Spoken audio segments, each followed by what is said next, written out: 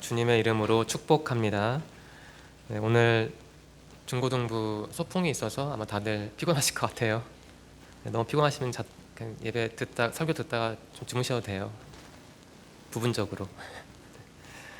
네, 오늘 우리에게 주시는 하나님의 말씀은 마가복음 15장 1절부터 20절인데요. 저는 쉬운 성경으로 1절부터 5절까지만 읽겠습니다. 이른 아침에 대제사장들이 장로들, 율법학자 그리고 모든 유대 의회원들과 함께 회의를 하였습니다. 이들은 예수님을 묻고 끌고 가서 빌라도에게 넘겼습니다.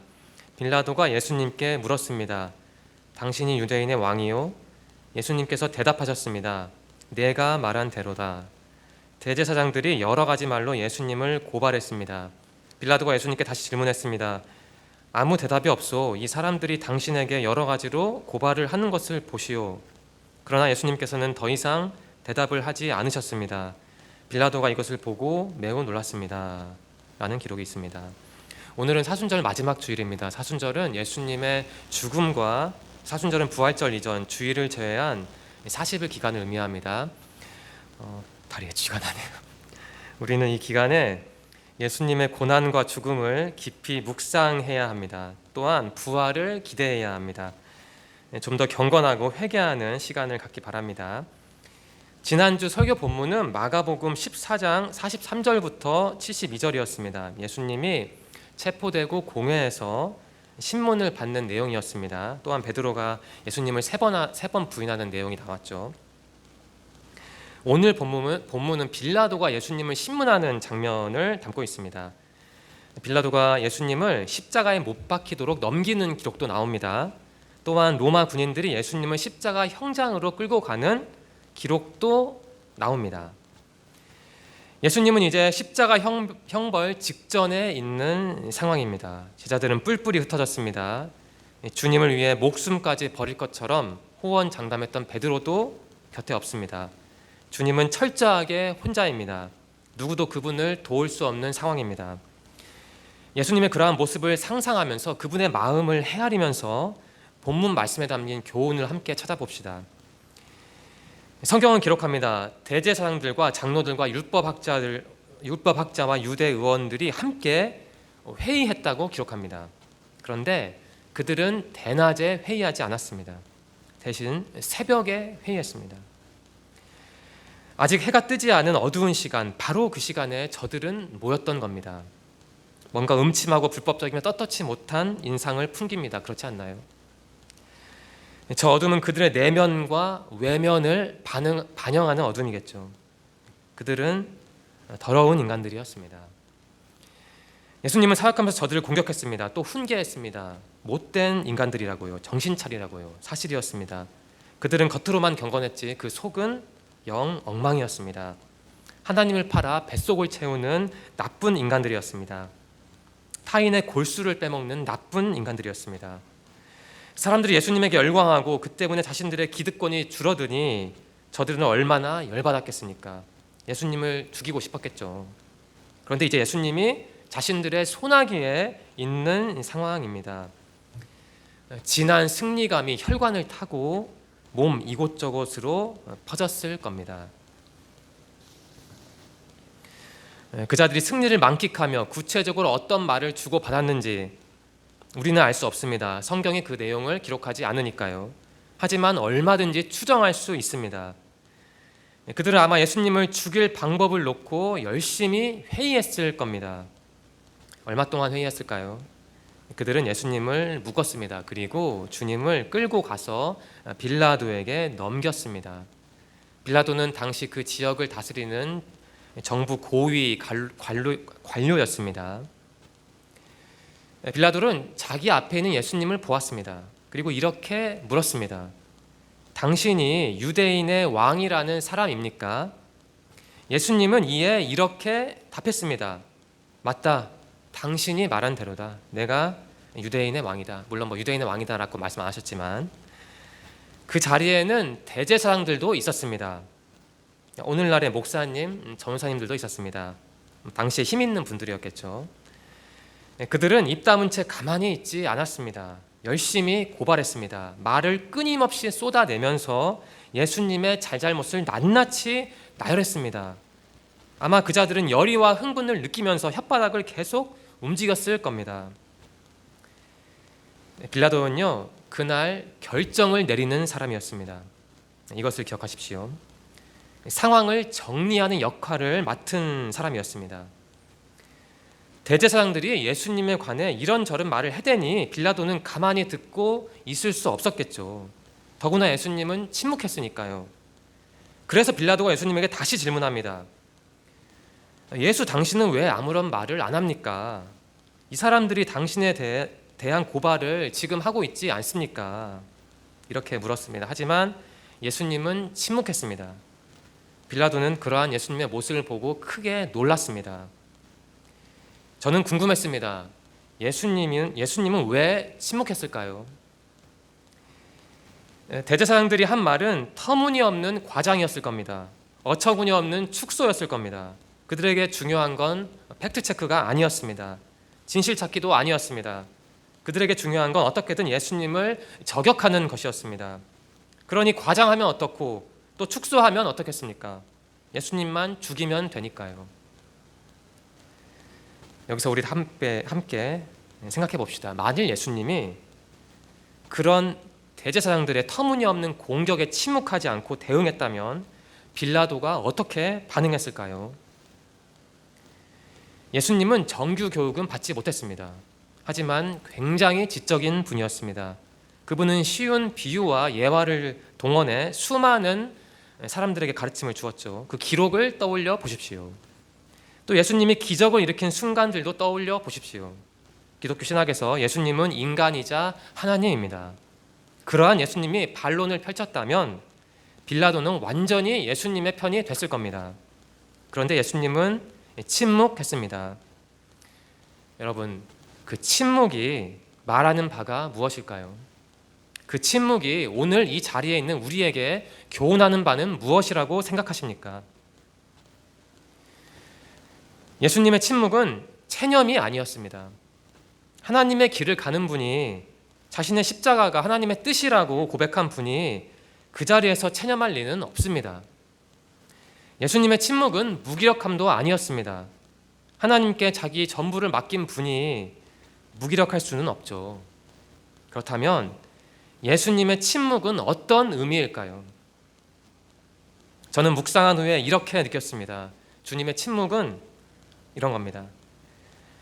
나는 지금 하나님만을 바라보고 있다라는 겁니다. 그러한 메시지를 주님은 침묵을 통해 전달하신 게 아닌가라고 저는 느꼈습니다.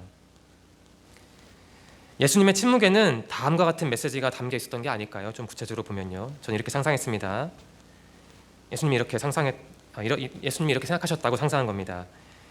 하나님은 지금 나와 함께 하신다. 하나님은 너희들의 고발이 거짓과 기만이라는 사실을 알고 계신다. 나는 하나님의 길을 가는 것이고 너희는 어둠의 길을 가는 것이다. 저는 이렇게 한번 상상해 보았습니다. 빌라도는 예수님의 침묵을 보고 무척 놀랐다고 합니다. 왜 놀랐을까요? 빌라도에게 혹시 어떤 통찰력이 있었을까요? 아니면 그 순간에 하나님께서 빌라도에게 어떤 깨달음을 주셨던 걸까요? 다른 질문을 여러분에게 드리겠습니다. 지금 여러분은 예수님의 침묵을 보면서 빌라도처럼 놀라고 있습니까? 예수님이 침묵한 그날은 평일이 아니었습니다. 명절이었습니다. 누군가에게는 죽음을 앞둔 날이었지만 누군가에게는 즐거운 날이었습니다. 여기서 어떤 잔인한 차이가 느껴지지 않습니까? 예수님의 길과 세상의 길이 무척 다르다는 게 느껴지지 않습니까? 그러한 차이를 상징적으로 보여주는 장면이 있습니다. 빌라도는요, 명절 때마다 사람들이 요청하는 죄수 한 명을 풀어주곤 했습니다. 마침 어떤 죄수가 감옥에 있었습니다. 그 사람의 이름은 여러분이 다 아시다시피 바라바였습니다. 전에 폭동이 난 적이 있었는데 그때 바라바는 살인을 저지른 다른 죄수들과 함께 수감된 상태였습니다. 그날 사람들은 빌라도에게 요청했습니다. 예전에도 그랬던 것처럼 오늘도 명절이니 죄수 한 명을, 우리가 요청하는 죄수 한 명을 풀어달라는 겁니다. 그것은 관례였습니다. 그래서 빌라도는 그들에게 이렇게 물었습니다. 내가 저 유대인의 왕이라는 예수를 석방하면 되는가? 사실 빌라도의 질문은 순수한 질문이 아니었습니다. 빌라도는 알고 있었습니다. 대제사장들이 예수님을 시기해서 예수님을 자기에게 넘긴 것을 알고 있었습니다. 예수님이 붙잡힌 그 상황이 정당하지 않다는 것을 사실을 빌라도는 파악했던 겁니다. 그처럼 빌라도는 사실을 볼 줄 아는 사람이었습니다. 그는 예수님을 석방시키고 싶었습니다. 하지만 사람들의 생각은 달랐습니다. 그들은 대제사장들에게 설득당했습니다. 대제사장들은 사람들을 선동했습니다. 예수님을 풀어달라고 하지 말고 바라바를 풀어달라고 말하라는 것이었습니다. 저는 이러한 생각을 해보았습니다. 대제사장들의 꼬임에 넘어가 바라바를 목청껏 외쳐댔던 저 사람들 중에, 그 사람들 중에 예수님에게 도움받은 사람도 분명히 있었을 것이다 라는 생각을 전했습니다. 분명히 한두 명은 있었을 겁니다. 최소한 아마 그랬을 겁니다. 어쩌면 적어도 수십 명은, 수백 명은 과거에 예수님이 사역할 때 그분께 열광하던 사람들이었을 겁니다. 예수님을 감옥에 가두고 바라바를 풀어달라고 목청껏 외쳐댔던 그날 그 사람들 중에요. 그러한 사람들이 이제 예수님께 등을 돌릴 겁니다. 누구 때문에요? 그 대제사장들 때문에요. 여기서 질문을 드리겠습니다.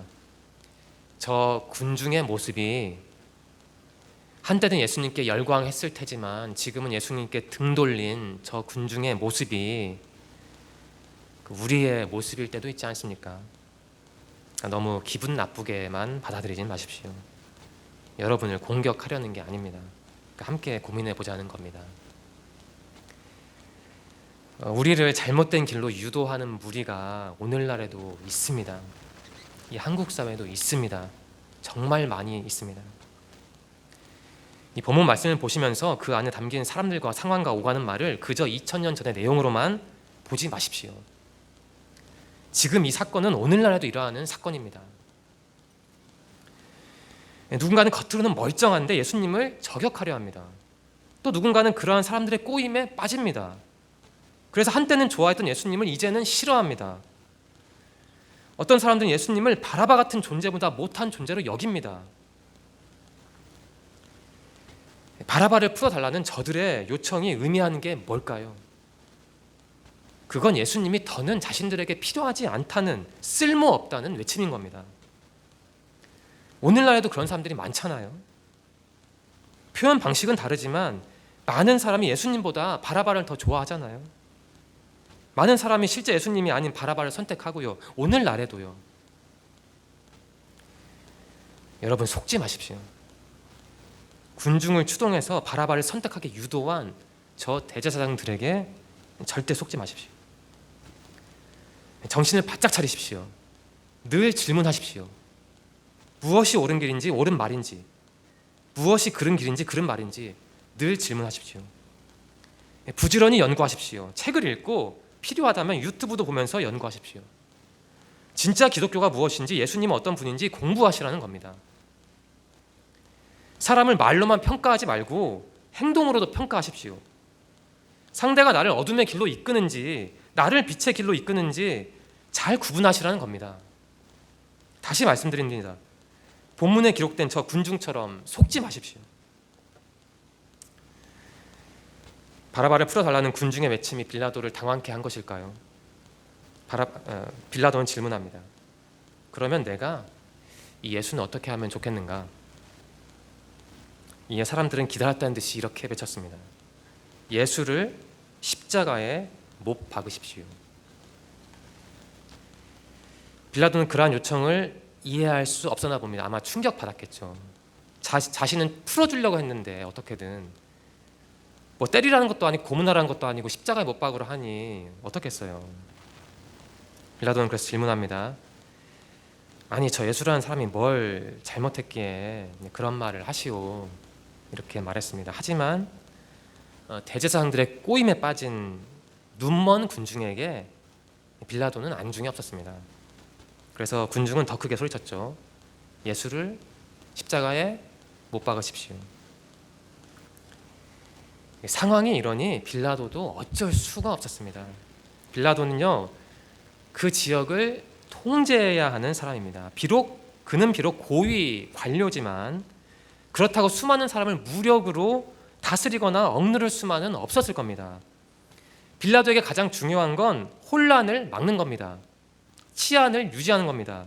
만일 사람들의 요청을 들어줌으로써 혼란을 막을 수 있다면, 치안을 유지할 수 있다면 마땅히 그렇게 해야 하는 위치에 있는 정부 관료였습니다.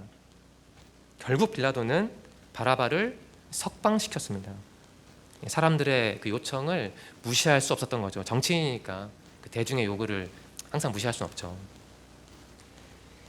그리고 빌라도는 예수님을 채찍질하게 했습니다. 이후 예수님을 십자가에 못 박히도록 넘겨주었습니다. 어지러운 상황은 그렇게 깔끔하게 정리됐습니다.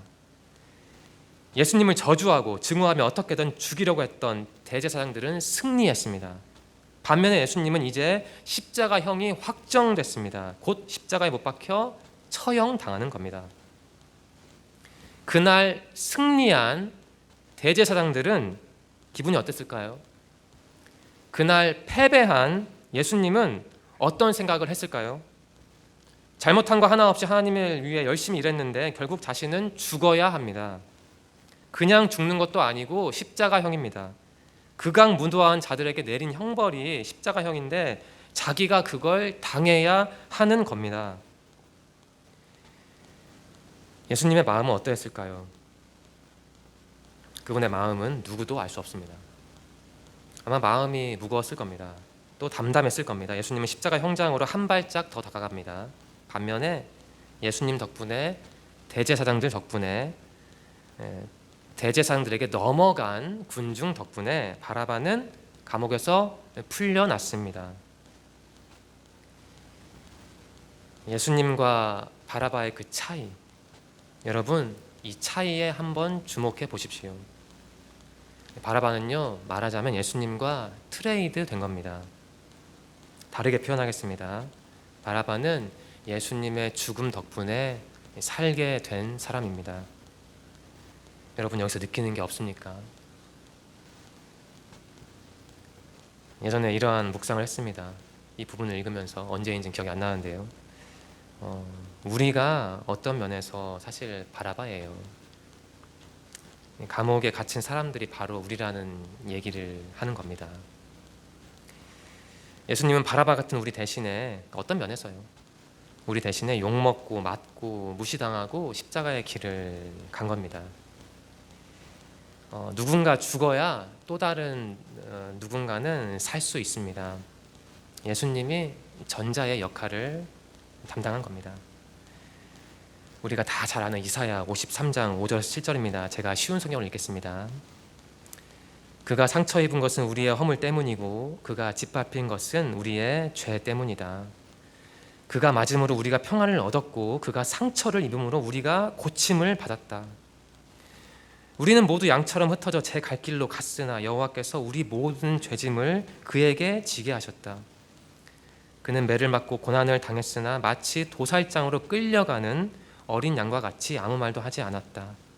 털을 깎이는 양과 같이 잠잠하고 입을 열지 않았다. 이러한 기록이 있죠. 빌라도는 예수님을 군인들에게 넘겨주었습니다. 그들은 주님을 욕하고 무시하고 때렸습니다. 앞서 제가 읽어드린 이사야 말씀을 마음에 담아두고 우리 다 함께 개역개정으로 16절부터 20절을 읽어볼까요? 16절부터 20절입니다. 시작. 군인들이 예수를 끌고 브라이도리온이라는 뜰 안으로 들어가서 온 군대를 모으고 예수에게 자색 옷을 입히고 가시관을 엮어 씌우고 격려하여 이르되 유대인의 왕이여 평안할지어다 하고 갈대로 그의 머리를 치며 침을 뱉으며 꿇어 절하더라. 희롱을 다한 후 자색 옷을 벗기고 도로 그의 옷을 입히고 십자가에 못 박으려고 끌고 나가니라. 이렇게 기록하고 있습니다. 예수님은 구유에서 태어났습니다. 그분의 탄생은 가장 낮은 자리였습니다. 주님은 죽음의 위협과 추위와 배고픔과 공포를 떠안고 사역했습니다. 역시 가장 낮은 자리였습니다. 주님은 죽기 전에 군인들에게 멸시당했습니다. 가장 낮은 자리였습니다. 주님의 삶은 그렇게 낮은 삶이었습니다. 우리를 위해서입니다. 이제 세 가지 질문을 드리겠습니다. 첫 번째입니다. 예수님의 침묵에서 우리가 배워야 할 건 무엇일까요? 예수님은 빌라도의 질문, 당신이 유대인의 왕입니까? 라는 질문에는 대답을 했죠. 하지만 당신을 고발하는 그 대제사장들에 대한 빌라도의 물음에는 대답하지 않았습니다. 주님의 침묵은 무의미한 침묵이 아니었죠. 그분의 침묵에는 참 많은 메시지가 담겨 있습니다. 여러분은 예수님의 침묵에서 어떠한 교훈을 얻을 겁니까? 두 번째 질문입니다. 예수님을 향한 우리의 마음은 순수할까요? 아니면 심하게 변동적인가요? 대제사장들은 군중을 선동했습니다. 명절 때 죄수를 풀어주는 관례를 이용해서 바라바는 석방하고 그 대신 예수님을 가두려는 작전을 펼친 겁니다. 군중은 이용당한 거죠. 그들 중 일부는 예수님의 기적을 체험했을 테고 예수님이 주신 음식을 먹었을 테고 어쩌면 예수님의 제자라고 자처했을 겁니다. 그런 사람들의 마음이 싹 바뀐 거죠. 그들의 모습이 때로는 우리의 모습일 수도 있습니다. 예수님을 향한 여러분의 마음은 늘 한결같은가요? 세 번째 질문입니다. 여러분은 이 사순절 마지막 주에 십자가로 향하는 예수님과 함께 하십니까? 예수님은 당당히 그리고 담담히 십자가로 나아가셨습니다. 그분의 길은 그저 역사책에 기록된 길인가요? 우린 예수님을 관찰하고 연구하기만 하면 되나요? 신앙생활은 예수님만을 의지하며 그분과 동행하는 생활입니다. 좋은 것만 보고 얻는 게 아니죠. 예수님의 모든 모습을 최대한 배우고 실천하는 게 바로 신앙생활입니다. 그렇다면 십자가로 나아가는 주님도 우리는 배우고 실천해야 합니다. 오늘 여러분은 예수님이 걸어간 그 길을 걷고 있습니까? 설교를 마무리하겠습니다. 오늘은 사순절 마지막 주일입니다. 사순절은 부활절 이전 주일을 제외한 40일 기간을 의미합니다. 우리는 이 기간에 예수님의 고난과 죽음을 깊이 묵상해야 합니다. 또한 예수님의 부활을 기대해야 합니다. 나를 위해 태어나고 나를 위해 사역하고 나를 위해 십자가를 진 예수님, 이 예수님을 바라보고 그분과 함께하기를 바랍니다. 한 줄 나눔을 하겠습니다. 제가 설교를 마무리한 다음에 이 본문을 묵상한 다음에 제 나름의 언어로 한 줄로 설교를 요약한 겁니다. 그러니까 여러분 이렇게 할 줄 알아야 합니다. 제가 잘한다는 게 아니라. 한 줄 나눔하겠습니다. 예수님의 십자가, 나를 위한 십자가. 기도드리겠습니다. 하나님 감사합니다. 예배의 자리로 불러주셔서 감사합니다. 하나님 또한 감사합니다. 지난 사순절을 경건하게 보내고 예수님을 묵상하게 하시니 감사합니다. 하나님, 우리가 사순절을 반복되는 절기가 아니라 예수님을 깊이 만나는 기회로 삼기 원합니다. 언제나 예수님과 함께해야 하지만 특별히 이 기간에 주님을 더 의지하고 더 생각하기를 소망합니다. 하나님, 지난 한 주도 지켜주셔서 감사합니다. 다가오는 시간도 우리를 지키실 것을 믿습니다. 특별히 많은 자리가 비어있는데 이 자리에 오지 못한 분들도 주님 기억하여 주시고, 또 할 수 있다면 앞으로는 다음 주에는 다 같이 모여서 또 주님께 찬양 드리며 기도하며 예배 드릴 수 있도록 인도하여 주옵소서. 이번 주도 우리의 몸과 마음과 영혼의 건강을 지켜 주시옵소서. 인도하실 것을 믿으며 예수님의 이름으로 감사하며 기도드립니다. 아멘.